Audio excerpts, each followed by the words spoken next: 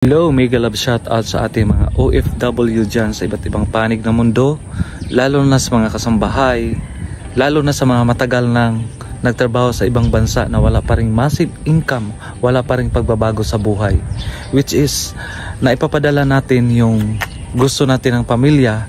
But you know, I was experienced na yung sahod natin kulang pa.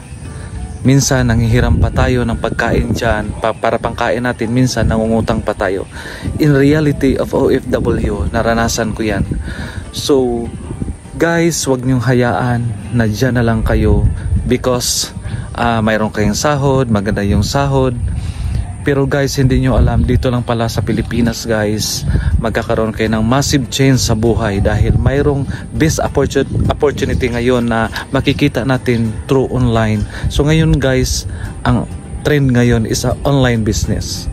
So guys, napakaganda ito dahil online lang nga, kasama natin ang ating pamilya while ginawa natin yung trabaho natin sa bahay lang natin, sa loob ng bahay, kasama yung mga mahal sa buhay.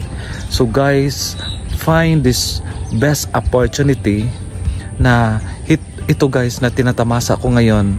So dito napakaganda guys. So I would like to share this one.